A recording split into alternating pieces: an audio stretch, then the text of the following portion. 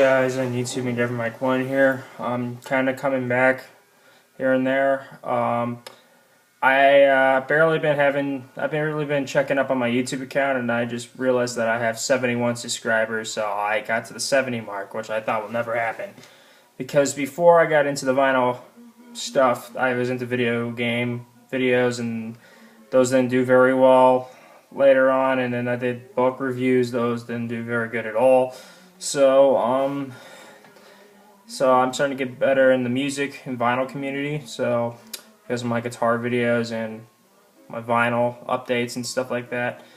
Since this is my set, I have over 70 subscribers. I have 71, but I hit the 70 subscribers mark. I want to talk about when I first got my turntable and the first albums I ever got on vinyl. And I want everybody to leave responses to my video. This is no contest or anything. I can't afford a contest right now. I'm almost flat out broke. But I want you guys to leave a response of what was the first albums you owned on vinyl. I'm going to go through the stuff that I got from Christmas of 2013 in spring, early summer of 2014. So yeah, let's do this. And what's playing in the background? Born the Wrong by Bruce Springsteen, one of my favorite albums. That's a good mood pleaser. I'm gonna put these right here because one of the first items I got is like right there. So all right. In Christmas of 2013, the first album I ever got. I told a couple people about this, but this was the first album I ever got on vinyl. Great way to start off the collection. The self-titled Ramones album, self-titled debut, 1970, I think 76. Yeah, 1976, Sire Records. This is the Rhino reissue. My cousin got this from Books A Million. He's into punk rock, and I said I want to get into vinyl at some point in the future. And he said, this is a great album to start with. Don't skip a track, listen to the beginning to the end on both sides. And I'm like, alright, and I did that, and this is my favorite punk album of all time. It's a classic. I think everyone knows about the Ramones, so it's on the Sire label.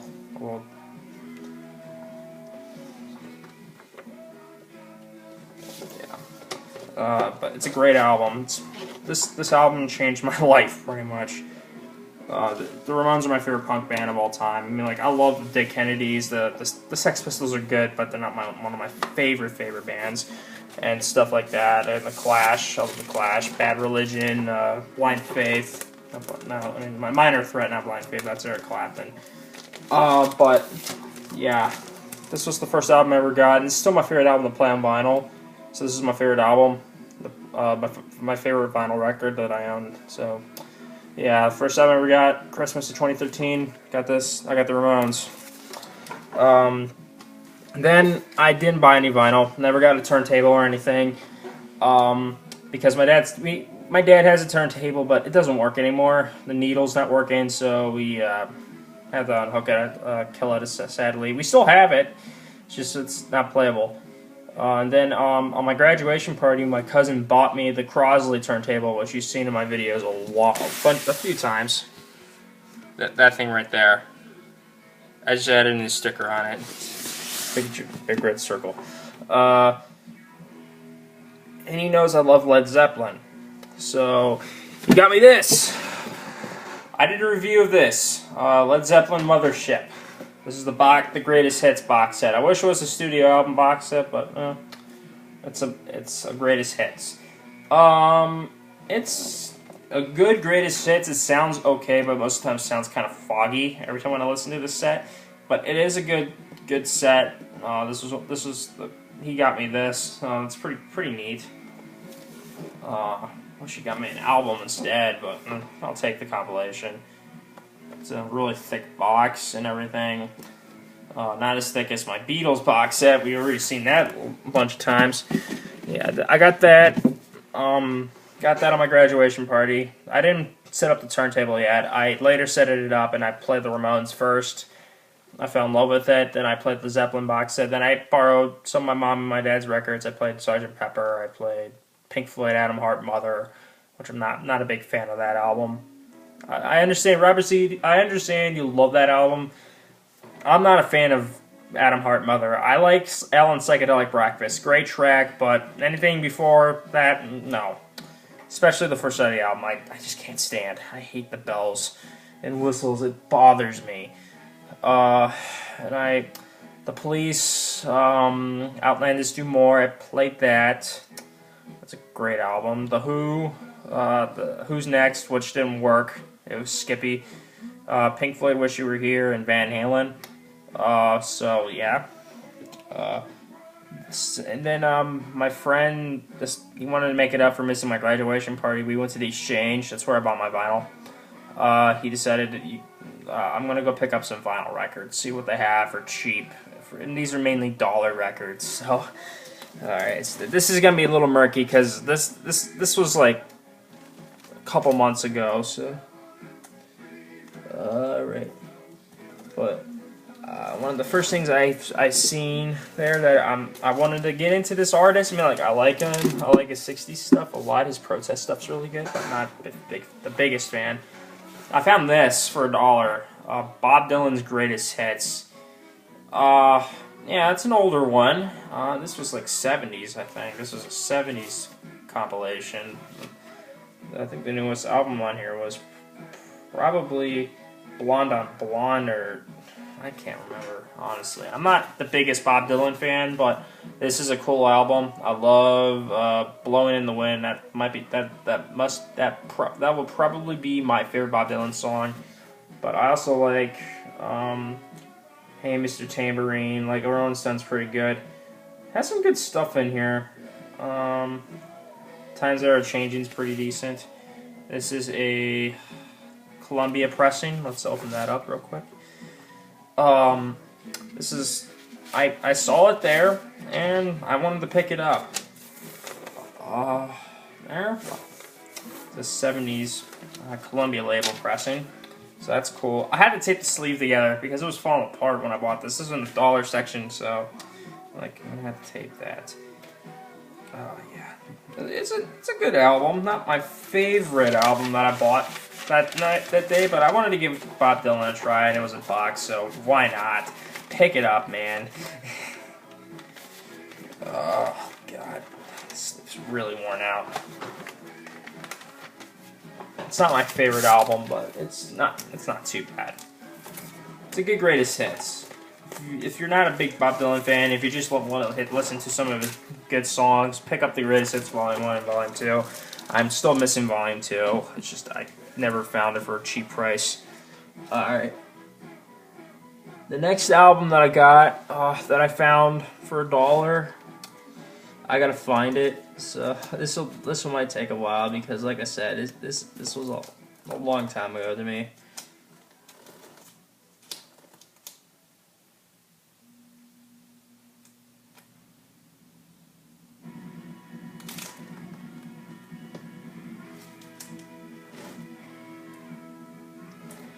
Well, there was a shopping cart right near the dollar bin records, and this was considered a dollar bin record. I found this there. I was gonna listen to my dad's copy, but it didn't sound very good, so I put it back. And I found this for $1. It's in great condition. The Eagles, Hotel California. I'm not a big Eagles fan. I don't like their early work. I think they're a little too corporate, too soft. But I love Hotel California and the follow-up, The Long Run. Those are my favorite albums by them because Joe Walsh is on these albums. I'm a really big Joe Walsh fan, so he's one of my favorite guitar players.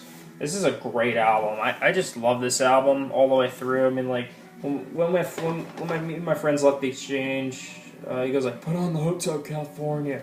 I'm like, all right, I put on the Hotel California, and then I put on some Led Zeppelin so I can mellow out. It's the original gatefold. This is a first pressing, I believe. I got this for $1, and that's a steal. It has the original intersleeve. He said, "Dude, is it gonna play good?" I saw a scratch on the record. I'm like, oh, maybe. There's no scratch. Well, there is a scratch on the album, but it plays very good for its age. This thing plays pretty damn good.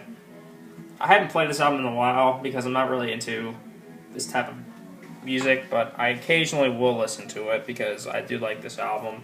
I like its mellow feel, tone to it, because the title track is my favorite. My favorite songs of the album is the title track and Life in the Fast Lane. Especially Life in the Fast Lane is one of my favorite songs because Joe Walsh wrote that song. And this was a surprising factor. This was the first album I got with a poster. So I got the poster that came with this. There's Joe right there. Hey Joe, how you doing? I think that's cool. Really cool, actually. So it came with the poster, and which that was pretty nice. So yeah, I'm glad I got this because honestly, I actually love this album. I have a soft spot to it. Just a little one. I'm not the biggest Eagles nerd. I'm not a big Eagles fan. I don't even want to go to an Eagles concert. I don't want to see a bunch of 40-year-olds acting like they're 20 years old, so no thanks. It's just like watching a Journey concert, really. It's embarrassing. Alright. Alright, now I gotta find the spot where I put my, oh, right here. Yeah, I got that album. Then, I was looking through the expensive section, the $15, $20, $80 section. I had to look for this album. Because my dad's copy kept skipping, and that's the Who's Next by the Who. I had to get this. It was a must-have. I mean, like, it's a great album. Definitely probably my second favorite album by the Who. I kind of like the Who Sell Out a little bit better than this, but this is still a fantastic record. I mean, like, this is an amazing album. I'm not the biggest Who fan. I love a couple albums by them, and I like a couple songs. This is one of my favorites albums of all time from the 70s, easily. This is an iconic art album cover. They're just taking a piss on this monolith-looking thing, and on the back it's just them in the studio, probably just messing around. There's Keith Moon looking like a freaking maniac. Yeah. This is my dad's copy was an MCA pressing, and then when I bought mine, I'm like, oh wow, it's an original Decca US pressing. That's awesome. This is an original Decca label one. This is cool as heck, man. Great first purchase. That and the Eagles greatest hits. And these were first pressings, and I'm like, wow. But yeah, I love this album. I still do. I occasionally listen to it when there's like a bad storm outside. This is the perfect album to play through a bad weather storm. If you've seen my Instagram post, yeah, the snowstorm I had, it was horrible. My bass player couldn't get here, so that was terrible. You've probably seen him play. If you're following me on Facebook, not Facebook, Instagram, you'll know why. But yeah, that's the Who. Who's Next? Fantastic album. I have to get more albums by the Who, but I do listen to them online. Alright, then the next album, I believe, I gotta dig through these, see if I don't miss anything.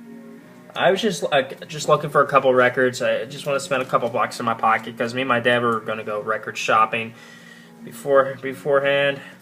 So these are just the ones I bought with my friends and what I got for my graduation party and for Christmas. I'm not going after the time when I was hanging out with my friends because that'll just take way too long. And plus, yeah.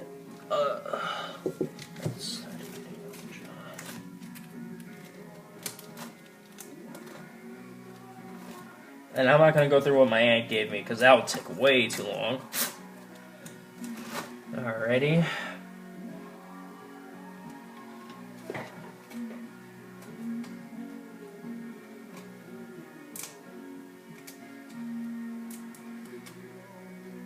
Alright, here we go. We're getting there.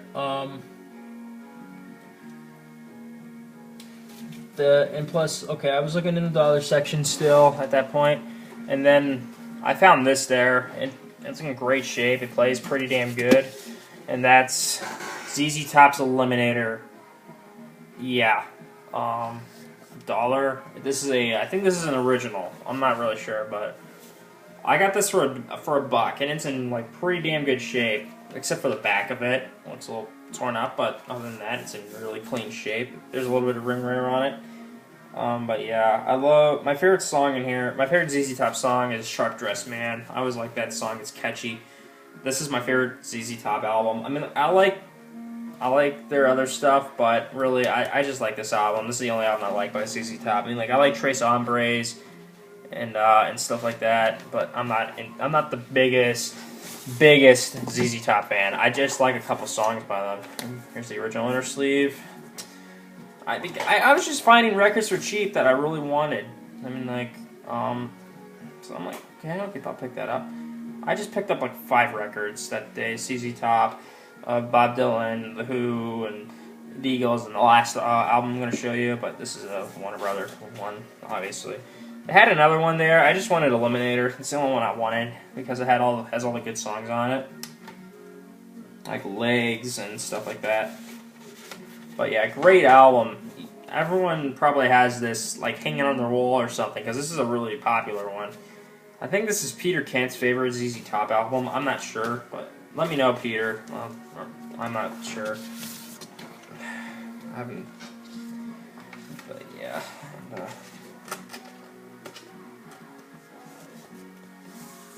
But yeah, that's Eliminator. And then the last album that I got that day, this is the last one. It's another great album. It was none other than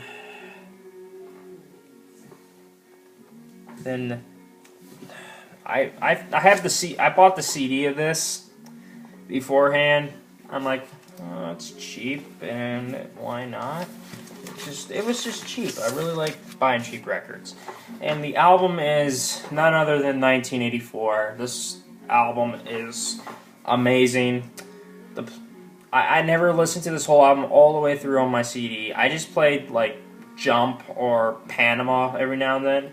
So when I bought this album, I played through the whole album, and I loved it. It's one of my favorite albums of all time.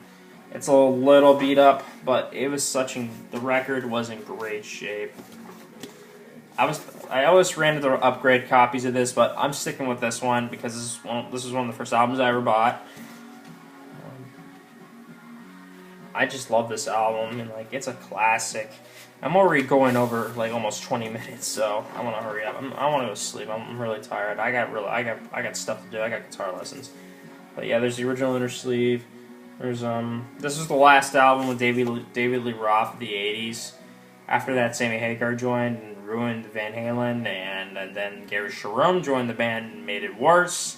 And then David came back, and Mike Anthony got fired because he was touring with Hagar, and then Wolfgang Van Halen showed up and replaced him. So Van Halen, they never get along. Hell, they can't. Eddie Van Halen can't even find David Lee Roth's phone number.